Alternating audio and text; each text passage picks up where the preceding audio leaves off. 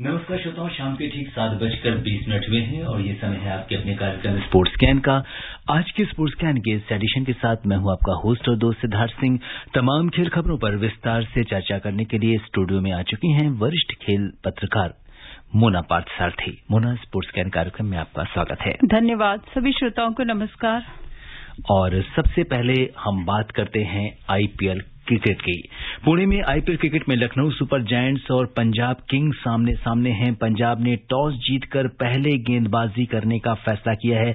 लखनऊ ने 8 मैचों में 5 में जीत हासिल की है और 10 अंक के साथ तालिका में वो चौथे स्थान पर है। पंजाब 4 जीत के साथ 8 अंक लेकर 7वें स्थान पर है। आइए सुनते हैं आज के मैच पर स्पोर्ट्स डेस्क की ये खास रिपोर्ट। इस समय सभी क्रिकेट प्रेमियों की निगाहें पुणे में पंजाब किंग्स और लखनऊ सुपर जायंट्स पर लगी हैं। पंजाब की टीम जब आईपीएल मुकाबले में लखनऊ सुपर जायंट्स के खिलाफ उतरेगी तो उसकी नजरें बेहतरीन फॉर्म में चल रहे विरोधी टीम के कप्तान लोकेश राहुल के बल्ले को खामोश रखने पर टिकी होंगी। लखनऊ की टीम अभी अंक तालिका में चौथे स्थान पर चल रही है। टीम ने 8 मैच में से 5 में जीत दर्ज की है, जबकि 3 में उसे हार का सामना करना पड़ा। पंजाब की टीम 8 मैच में 4 जीत और इतनी ही हार के साथ छठे स्थान पर है। सुपर जायंट्स ने अपने पिछले मैच में मुंबई इंडियंस को 36 रन से पराजित किया था, जबकि पंजाब किंग्स की टीम चेन्नई सुपर किंग्स को 11 रन से हराने के बाद इस मुकाबले में उतर रही है। राहुल शीर्ष क्रम में बेहतरीन फॉर्म में चल रहे हैं। वो मौजूदा सत्र में मुंबई इंडियंस के खिलाफ 2 शतक लगा चुके हैं और 1 अर्धशतक भी उन्होंने लगाया है। वो 368 रन के साथ सत्र में दूसरे सबसे सफल बल्लेबाज हैं। सिर्फ राजस्थान रॉयल्स के जोस बटलर ने मौजूदा सत्र में अब तक उनसे अधिक रन बनाए हैं। दक्षिण अफ्रीका के तेज गेंदबाज कगिसो रबाडा की अगुवाई में पंजाब का गेंदबाजी आक्रमण काफी संतुलित है और टीम राहुल को बड़ी पारी खेलने से रोकने का प्रयास करेगी। कप्तान मयंक अग्रवाल की फॉर्म हालांकि टीम के लिए चिंता का विषय है। उनका प्रदर्शन मौजूदा सत्र में उतार चढ़ाव भरा रहा है और वो अब तक 7 मैच में सिर्फ 1 अर्धशतक ही लगा पाए हैं। लखनऊ की टीम को उम्मीद होगी कि अन्य बल्लेबाज कप्तान राहुल का अच्छा साथ देंगे, जिसमें उनके सलामी जोड़ीदार क्विंटन डिकॉक भी शामिल है। देखना दिलचस्प होगा कि आज का दिन पुणे में किस टीम के नाम रहता है। नवीन सक्सेना, स्पोर्ट्स स्कैन। जी हां, आज पंजाब और लखनऊ सुपर जायंट्स सामने सामने हैं और जिस तरह का प्रदर्शन लखनऊ की टीम ने किया है, जैसा कि नाम है, काफी जायंट प्रदर्शन किया, क्योंकि पहली बार टीम डेब्यू कर रही है। इसके बाद भी जिस तरीके का खेल दिखाया है इस टीम ने, क्या कुछ कहेंगी आज क्या होने वाला है? देखिए, दोनों नई टीमें जो हैं आईपीएल के मौजूदा सत्र में, चाहे वो लखनऊ हो चाहे वो गुजरात हो, दोनों का प्रदर्शन काबिले तारीफ रहा है। और लखनऊ के प्रदर्शन की जो रीड रहे हैं उसकी कप्तान लोकेश राहुल, जो 2 शतक पहले ही लगा चुके हैं और काफी सारे रन उन्होंने बनाए हैं। और यहाँ इस आईपीएल में एक दिलचस्प बात यह है कि हर खिलाड़ी अपनी पिछली टीम के खिलाफ कुछ एक्स्ट्रा करने की कोशिश में है। और पहले पंजाब टीम के लिए खेलते थे लोकेश राहुल, तो एक और यादगार पारी जरूर वो यहाँ पर खेलना चाहेंगे। और लखनऊ चौथे स्थान पर है आईपीएल की अंक तालिका में, जबकि पंजाब अभी 6ठे स्थान पर है। और पंजाब के लिए हर मैच अब काफी महत्वपूर्ण है, क्योंकि जो आखिर में प्लेऑफ की जंग है वो बहुत नेट रन रेट तक मामला चला जाता है और अभी तो उसे शीर्ष 4 में जगह बनाना उसकी नजर में होगा। तो यहाँ उसको जरूर उम्मीद होगी कि शिखर धवन के बल्ले से रन निकले और कप्तान मयंक अग्रवाल के बल्ले से भी रन निकले। बिल्कुल, तो ये इस बात पर काफी कुछ निर्भर रहेगा। और अगर हम सुपर जायंट्स की बात करें तो जिस तरीके से इन्होंने पिछले मैचों में प्रदर्शन किया है और अभी जो है अगर हम देखें तो जो मयंक जो है ने जैसा कि कहा कि कप्तान ने कि हम इनकी टीम में आज कोई बदलाव नहीं किया गया है। और एक बदलाव अगर राहुल की टीम में हम देखें, मनीष पांडे की जगह आवेश खान को जगह दी गई है, तो ये एक बदलाव किया गया है। बिल्कुल, क्योंकि परिस्थिति के और प्रतिद्वंद्वी के अनुसार और आवेश खान अब एक ज्यादा माना नाम है। अपनी तेज गेंदबाजी से वो साबित कर चुके हैं और मुझे लगता है जिन्होंने भी पिछले कुछ मैचों में ट्रेंड देखा है, खासतौर पे उमरान मलिक की गेंदबाजी देखने के बाद अब जो तेज गेंदबाजों पर भरोसा है कप्तानों का वो और बढ़ गया है। और यहाँ जरूर आवेश खान से एक जिसको कहते हैं ना फायरी स्पेल की वो उम्मीद कर रहे होंगे, इसलिए आज उन्हें मौका दिया गया। बिल्कुल, अगर गेंदबाजी की बात करें तो इस पिच पर ज्यादातर गेंदबाज शॉर्ट पिच और गुड लेंथ पर बॉल डालने का प्रयास जैसा कि पिछले मैचों में भी उन्होंने किया है। और यहाँ शॉर्ट पिच गेंदों पर तेज गेंदबाजों को करीब करीब 29 विकेट मिले हैं, तो वही जो है गुड लेंथ गेंदों पर अगर हम देखें तो 20 विकेट मिले हैं पिच पर घास है। और उम्मीद है कि गेंदबाजों को एक बार फिर से जो एक्स्ट्रा उछाल होगी उसका उन्हें फायदा मिलेगा? देखिए, थोड़ी सी भी हरी भरी पिच होती है तो जो कप्तान है वो जरूर पेस अटैक के साथ उतरना चाहता है और आवेश के पास रॉ पेस है जिससे वो जरूर इस पिच से फायदा उठा सकेंगे और पंजाब की गेंदबाजों को बल्लेबाजों को परेशान कर पाएंगे। बिल्कुल, तो आज का मैच बहुत दिलचस्प रहने वाला है और इस पर हमारी नजर बनी रहेगी। और अब बात करते हैं खेलो इंडिया की। बेंगलुरु में खेलो इंडिया विश्वविद्यालय खेलों में इस समय पूरे देश से खिलाड़ी अपना दमखम दिखा रहे हैं। ये रुख करते हैं सीधे बेंगलुरु का, जहां हमारे संवाददाता आनंद श्रीवास्तव ताजा अपडेट्स के साथ हमसे जुड़ रहे हैं। आनंद, स्पोर्ट्स स्कैन कार्यक्रम में आपका स्वागत है। जी, बहुत शुक्रिया सिद्धार्थ। आनंद, आज खेलो इंडिया यूनिवर्सिटी गेम्स का क्या अपडेट है आपके पास? जी, आज देखिए, आज 2 स्पर्धाएं शुरू हुई हैं। सबसे ज्यादा जो नजरें थी वो योगासन प्रतिस्पर्धा पर है। आपको भी पता है कि खेलो इंडिया यूनिवर्सिटी गेम्स में पहली बार योगासन को एज अ कंपटीशन शामिल किया गया है। तो उसमें आज 8 विश्वविद्यालय ने पार्टिसिपेट किया। आज पुरुषों का सेमीफाइनल राउंड था जिसमें 8 विश्वविद्यालयों ने प्रतिभागिता की और इसमें जो नियम थे सिद्धार्थ, वो सूर्य नमस्कार से शुरुआत हुई। उसके बाद 5 अनिवार्य आसन करने होते हैं, उसमें समय दिया जाता है और जो आसन होते हैं उसकी जो पूर्ण मुद्रा होती है उसमें 60 सेकंड तक आपको उस पोस्चर में बना रहता है और उसके अंक मिलते हैं। उसके बाद वैकल्पिक आसन है जिसमें कि हर टीम के जो 6 सदस्य हैं उनको 4-4 बार वैकल्पिक आसन करने होते हैं। वैकल्पिक आसन का जो चयन है वो प्रतिस्पर्धी खुद करते हैं। कल महिलाओं का सेमीफाइनल राउंड होगा और रविवार को योगासन प्रतिस्पर्धा का फाइनल होगा और तय होगा कि पदक कौन जीतेगा। आज पुरुषों में 8 विश्वविद्यालयों में से 5 ने फाइनल में जगह बनाई है और जो टीम टॉप पर रही वो नागपुर विश्वविद्यालय की टीम थी। आज से कबड्डी की भी प्रतिस्पर्धा शुरू हुई है। कबड्डी एक बहुत ही रोमांचक खेल है और यहाँ पर जितने भी अलग अलग स्पर्धाओं में लोग आए हैं, पार्टिसिपेंट्स आए हैं, उन सब ने कबड्डी के मुकाबले जहां हो रहे हैं वहां पर उन्होंने भरपूर मजा लिया है। फेंसिंग हमने देखा कि भवानी देवी ने पहली बार भारत को ओलंपिक में भारतीय चुनौती पेश की, तो आज यहाँ पर फेंसिंग के भी मुकाबले शुरू हुए हैं और कल वहां भी पदक तय होंगे सिद्धार्थ। जी बिल्कुल, और जैसा कि आपने कहा कि आज का दिन ज्यादातर भारतीय खेलों के नाम रहा, चाहे योग की अगर हम बात करें और कबड्डी की बात करें, और सबसे बड़ी बात यह है कि 21 जून को अंतर्राष्ट्रीय योग दिवस भी आने वाला है। तो ऐसे में इस तरह की चीजें जब हो रही हैं विश्वविद्यालय खेल के स्तर पर, और जिस तरीके से आपने बोला कि इसकी शुरुआत जो है वो बड़े यूनिक तरीके से हुई, तो ये भी अपने आप में काफी उत्साह का विषय है और कहीं ना कहीं ये दूसरों को भी प्रेरणा देने वाला है। जी हाँ, बहुत सारे लोग उत्सुकता के साथ रोमांच को देखने के लिए यहाँ पर योगासन परिसर में आए थे। वो देखना चाहते थे कि जो योग मुद्राएं हैं वो कैसे इतनी सफलतापूर्वक लोग कर लेते हैं जो विद्यार्थी हैं। और मैं आपको बताऊं कि उसमें जो है वो फेस एक्सप्रेशन के भी मार्क्स हैं, आपके चेहरे पर तनाव नहीं आना चाहिए। और कर्नाटक के जो राज्यपाल हैं थावरचंद गहलोत और यहाँ के जो खेल मंत्री हैं डॉक्टर नारायण गौड़ा, उन्होंने भी योगासन परिसर में लगभग आधा घंटा का समय बिताया और उन्होंने खिलाड़ियों से बातचीत भी की, योग की मुद्राएं भी देखी। और आप जैसा बता रहे हैं कि अंतर्राष्ट्रीय योग दिवस भारत की पहल पर, प्रधानमंत्री नरेंद्र मोदी की पहल पर संयुक्त राष्ट्र ने 21 जून को अंतर्राष्ट्रीय योग दिवस की शुरुआत की थी कुछ साल पहले। तो जी हाँ, बिल्कुल, योग का प्रसार जिस तरीके से भारत में हो रहा है पिछले कुछ वर्षों में और पूरी दुनिया को योग का दर्शन भारत ने सिखाया है, तो यूनिवर्सिटी गेम्स में भी आज एक नए अध्याय की शुरुआत हुई है। बिल्कुल, और आपकी बहुत सारे खिलाड़ी वहां पे मौजूद हैं, आपकी उनसे बात हुई होगी, तो किस तरह का वहां पे नजारा है, लोग किस तरह कैसा महसूस कर रहे हैं, किस तरह की सुविधाएं हैं वहां पर? बहुत ज्यादा उत्साहित हैं खिलाड़ी, क्योंकि इसके ठीक 1 महीने के बाद खेलो इंडिया यूथ गेम्स का भी आयोजन होना है। तो यहाँ पर जो अलग अलग विश्वविद्यालय से खिलाड़ी आए हैं, वो जब उनकी स्पर्धाएं पूरी हो जाती हैं तो वो एक दूसरे के साथ मिलते हैं, बात करते हैं, उनसे उनका अनुभव भी साझा करने की कोशिश करते हैं। और साथ ही साथ जो सबसे अच्छी बात है कि बहुत ऊर्जावान है खिलाड़ी, कम उम्र के हैं, तो उनमें प्रतिस्पर्धा की भावना तो है लेकिन टीम स्पिरिट भी देखने को मिल रहा है। यहाँ पर अंक तालिका में सिद्धार्थ अगर बात करें तो जैन विश्वविद्यालय जो मेजबान विश्वविद्यालय, उसका दबदबा देखने को मिल रहा है। 16 स्वर्ण, 5 रजत और 3 कांसे के साथ कुल मिलाकर 24 पदक जीतकर जैन विश्वविद्यालय बेंगलुरु पहले पायदान पर है। पंजाब विश्वविद्यालय ने 10 स्वर्ण, 5 रजत और 4 कांसे पदक जीते हैं, कुल मिलाकर 29 पदक के साथ दूसरे स्थान पर है। लवली प्रोफेशनल विश्वविद्यालय जो है 6 स्वर्ण 6 रजत और 5 कांस्य के साथ 17 पदक लेकर तीसरे स्थान पर है। और मुंबई विश्वविद्यालय 6 स्वर्ण 6 रजत और 4 कांस्य यानी कुल मिलाकर 16 पदकों के साथ जो है वो चौथे स्थान पर है। सिद्धार्थ, अपने श्रोताओं को एक बात और बता दूं कि कल से जो है वो एथलेटिक्स के मुकाबले शुरू हो रहे हैं।